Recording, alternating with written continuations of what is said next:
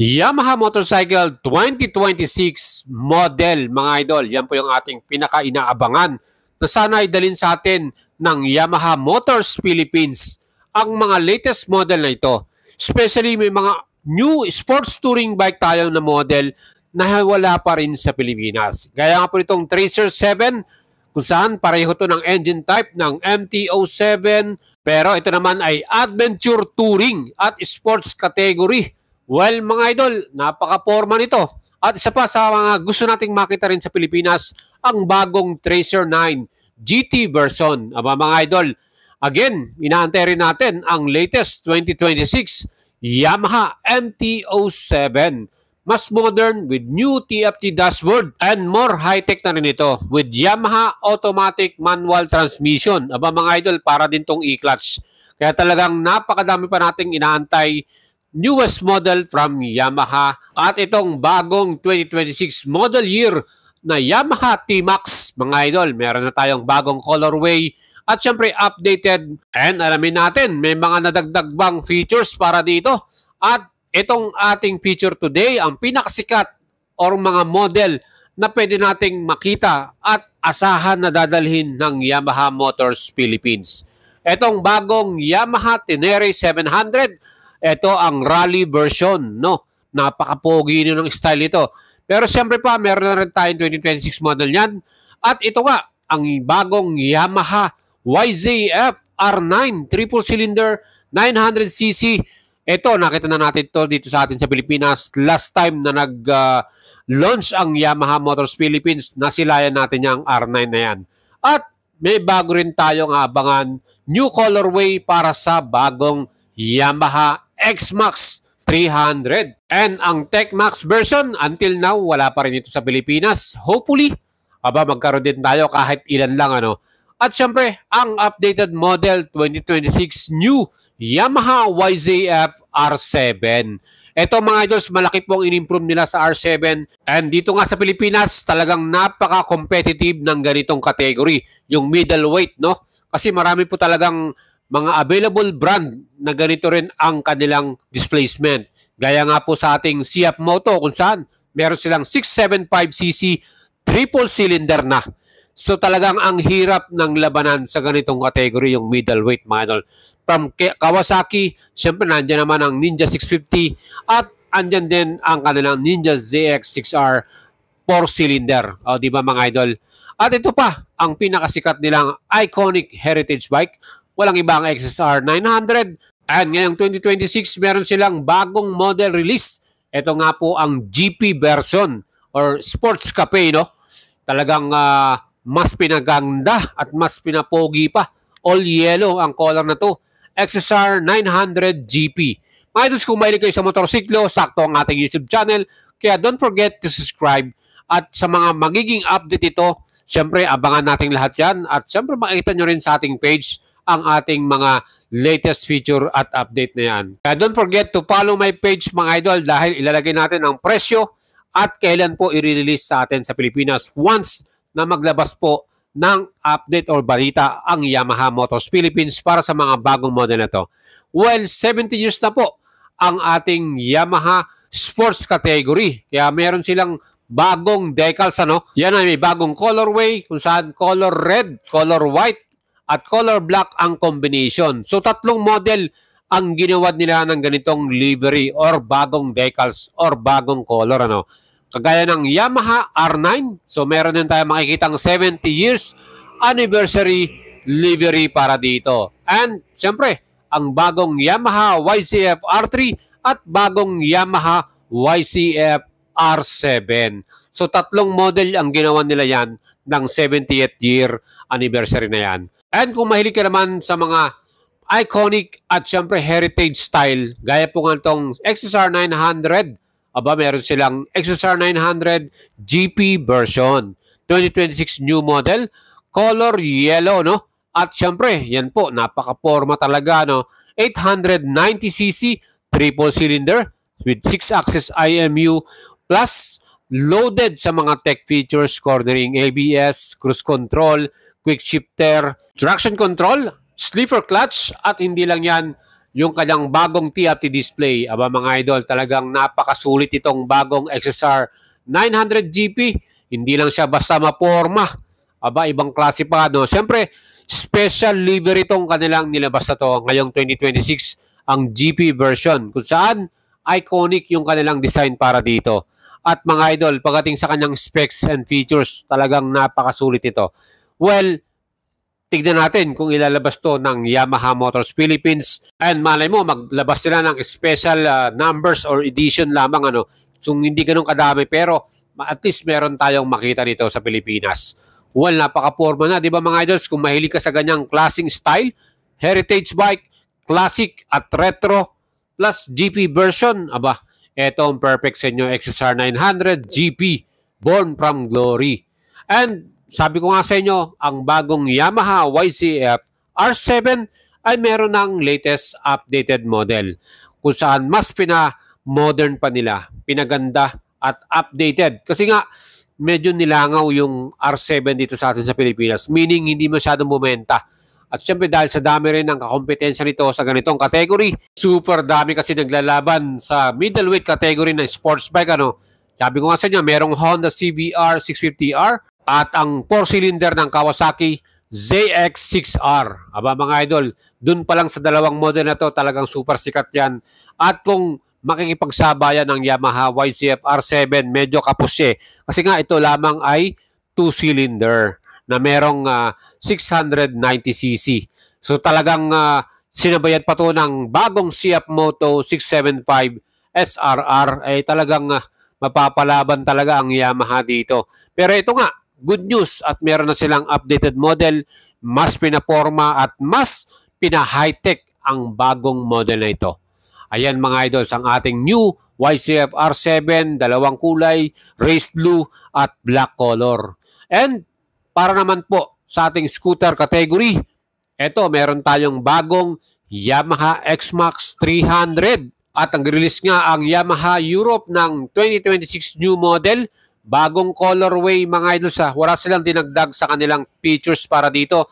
Gaya nga nitong new TFT display, new electronic adjustable windscreen, bagong USB Type-C at syempre ang kanilang iconic X-shaped design ng headlight. Aba mga idol, napaka-forma mo rito. Pagdating sa comfort level, the best ang ating X-Max 300. At hindi lang yan, pagdating sa quality at performance ng engine, wala akong masabi dito. Yan po ang ating X-Max 300 2026 new model. Yan ay nilabas na ngayon sa Pilipinas with colorway new ceramic gray at sword gray. So yan po yung mga bagong color na makikita natin dito. At the best dyan, hindi sila nagbago ng SRP o ng presyo. Same pa din yan na 311,000 pesos. Pwede nyo i-apply yan via financing. Let me know mga idol, subukan nyo ang Alagang Boyet. At syempre meron tayong napakababang lowest rate pagdating sa financing. Kaya mga idol, kung kayo po ibibili ng bago nyong dream bike, let me know, subukan nyo ang Alagang Boyet at tutulungan natin kayo. Mga idols, itong bagong Yamaha YZF R9, aba, marami rin naghihintay dito. Actually, nang ipasilip sa atin to ng Yamaha Motors Philippines, kala nga natin, i-release na nila to. At anong nangyari, pinatakam lang tayo ng Yamaha Motors dahil pinasilip lang sa atin yung mismong actual unit, pero wala siyang presyo. And hopefully, this year, 2026, yan po ay makita na natin at syempre, ibenta na at ma-release na rin sa atin sa Pilipinas. Ang tingin ko nga rito, medyo pricey ang magiging presyo nito. Maybe 800 plus, no? At sana hindi lumabot ng 900,000 para kayang-kaya pa rin ng mga idols natin. Siyempre, hindi matatawaran yung kanyang technology, yung kanyang specs. Aba, napakalupit talaga ng Yamaha YZF R9, 890cc, triple cylinder, premium specs, yan o, naka-KYB pulley, adjustable suspension, Brembo brakes, aba napakatindi, at newest TFT display, again with riding mode, 6-axis IMU, quick shifter, ABS, TCS, lahat na po ay nandito na sa ating YZF R9. Yan po ay racetrack ready at napaka-forma, no? Kaya talagang kaabang-abang itong YZF R9. Ito medyo malaki ang chance na makita na natin to next year, 2026 mga idol. Kaya stay tuned sa atin at i-update natin kayo dyan. Well, meron tayong nakitang bagong Tenere 700 2026 model. Ito naman, Rally Sport o Rally Style. Ano? At syempre yung kanyang bagong decals at bagong style. Ayan mga idols, kakaiba rin ng kanyang pagkakagawa dito. Pero syempre kilala naman talaga ang R7 as an off-road ready bike from Yamaha. And bago na rin ang kanyang pinaka-headlight kung saan naka-projector lamp with LED. Bago din ang kanyang TFT display. At syempre, dinagdagan din ang kanyang mga features, ano, ABS, TCS, Brembo brakes. Aba, napakatindi nitong ating Yamaha Tenere 700 na to. And next year, magkakaroon ba tayo ng bagong T-Max standard version? Dahil syempre medyo pahirapan talaga ang bentahan ng T-Max, ano, dahil medyo pricey talaga siya. 859,000 ang kanyang presyo para sa T-Max TechMax. At ito ngang standard version na mas mura ng konti, 700 plus. Ito kaya ay lalabas din sa atin ang bagong colorway na parang bright blue, ano? Ang ganda ng kulay niya. Pero mga idol, syempre pa, pagdating sa kanyang pagkakagawa at quality, the best talaga tong T-Max natin, ano? And syempre napakadami rin itong features, mga idol. At asahan na rin natin na hopefully ilabas din tong bagong 2026 T-Max na to. Well, marami po nagtatanong sa atin dito sa kanilang adventure sport or sports touring bike nila na Tracer. Dahil hindi pa rin nilalabas sa atin sa Pilipinas ang latest model na Tracer 7. Meron tong standard version at GT version. Mga idol, same engine type to ng MT-07, ng R7, at eto na nga, meron na rin tayong sport touring bike from Yamaha. And perfect to para panlaban sa Kawasaki versus 650, ano? Dahil ito, meron tong mas mataas na displacement, 690cc, at napaka-modern din ito. Kita naman po nyo, bagong 5-inch TFT display para sa kanyang panel, at meron pa siyang auto cancel indicator. And solid din ang kanyang braking power with dual disc at equipped ng ABS. Aba mga idol, ano pang inaantay ninyo? Kaya marami nagtatanong sa atin, kailan kaya ilalabas ng Yamaha Motors Philippines ang mga latest Tracer model nila? Aba mga idol, napaka-forma ng front headlight design nito, no? At meron tayong GT version nito kung saan mas high-tech with Yamaha automatic manual transmission. Yan po yung kanilang version ng e-clutch. Aba mga idol, yung suspension talagang mas upgraded, mas premium para sa ating GT version, at meron na rin siyang mga side box or side case, no? Talagang mas matindi. Plus, meron na ring heated grips. Kaya mas maganda, parehong ilabas to sa atin ng Yamaha. Yung GT version at etong standard version. Well, meron na rin tayong bagong updated model na Tracer 9. At until now, wala pa rin ito sa atin ang bagong latest model na to. Kung saan, mas in-improve pa nila, mas pina-high-tech with YAMT, ang latest transmission nila. And syempre, meron na rin itong auto cancel indicators, new TFT display, heated grips. Aba mga idol, napaka-high-tech din ito, ano? Custom ride modes, pwede mong i-customize, at ang kanilang mga premium parts, no? Yung kanilang fully adjustable suspension, at all new Matrix LED headlight system. Aba mga idol, kaya po marami nag-aabang dito sa bagong Tracer 9, ang standard or GT version, kasi mas high-tech talaga ito. Mas in-improve. So perfect to pag po kayo ay sumasali sa mga challenge, no, sa mga adventure touring. Siyempre kung malayo yung pupuntahan mo, mas mag-i-enjoy ka dahil high-tech na to.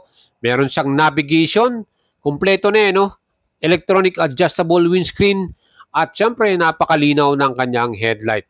Mga idols, kumpleto na to, full package kumbaga. At dahil dito, siyempre medyo pricey din ito. At inaasahan na natin na aabot ng milyon ang kanyang magiging presyo para dito.